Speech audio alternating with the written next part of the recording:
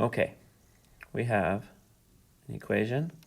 This is a two-step, so a lot of this today is going to be a review in this video, the first part of this, and then we're going to apply it to the second stuff that's in this unit, which is, or for this week's module, which will be on inequalities. Inequalities are much like in our equations, so we're going to do the equations, remember what we did with them, and then we're going to apply it into the inequalities.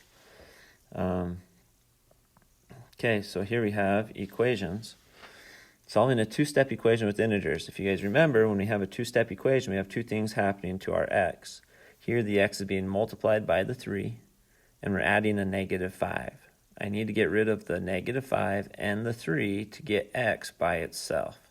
Now the order we do this in is we don't do the one with the x. That's the 3. We don't do that one right next to it. We get rid of the -5 first.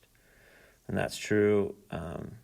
Order of operations says parentheses, then exponents, then any multiplying or dividing, and then any adding or subtracting.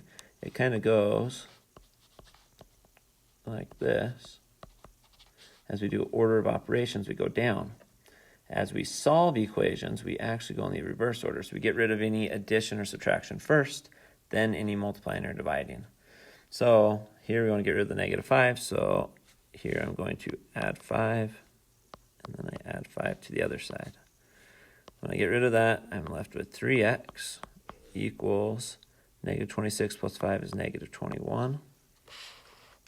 Now I have to get rid of the 3. The x is being multiplied by 3, so we do the opposite, which is to divide by 3.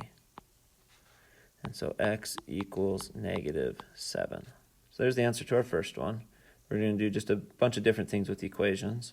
So here we come to another one and say, okay, now we have a 3v and a 5v. So we have a variable on the same side. And so what we talked about here is we talked about how we need to combine like terms. And so if I have 3 v's and I add 5 more v's, I have a total of 8 v's. So I have 8v equals 72. And so v is being multiplied by 8, so I divide by 8, divide by 8, and v equals 9. So combining like terms, just look through there. Are there any like terms? We combine those, and then we solve it. Sometimes it'll come out like the two-step like we just did, or one like this one where we just have to divide the 1. Okay, we're doing the same thing, but now we have a decimal in place. So x is being divided by 7, and we're subtracting 2.4. We get rid of adding or subtracting first, so I'm going to remove that 2.4. It's a negative, so we're actually going to add 2.4. And over here, add 2.4. Now the 2.4 goes away. It leaves us with x over 7 on this side. On the left side, we add that, and it actually comes out to be -17.5. Now, we got to get rid of the 7. X is being divided by 7. The opposite would be to multiply. So we times by 7. We times the 17.5, the -17.5 by 7.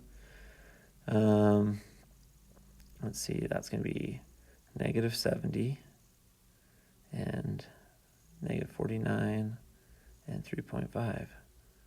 So I'm believing that's -122.5.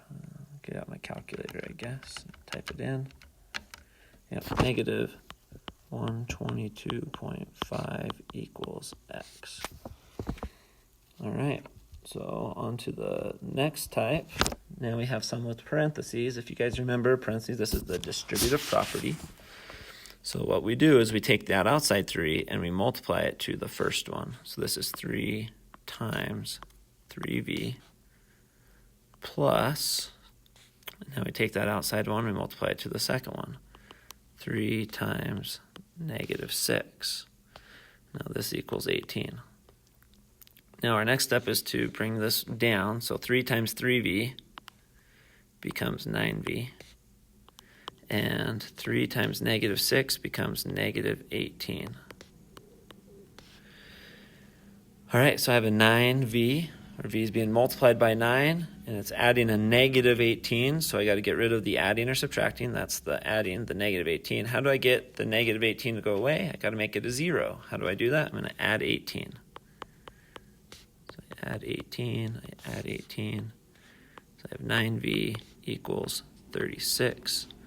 So now we divide by 9, v equals 4. Okay, so distributive property, and then it's a two-step equation. Now we get to a word problem. This one looks a little complicated, but if we'll pay attention, we have a few things. It says Kira has a part-time job and gets paid the same amount each hour. Okay, so she might make $5 an hour or $8 per hour, we don't know. It says for each hour that she works, she puts $8 aside for her mom. So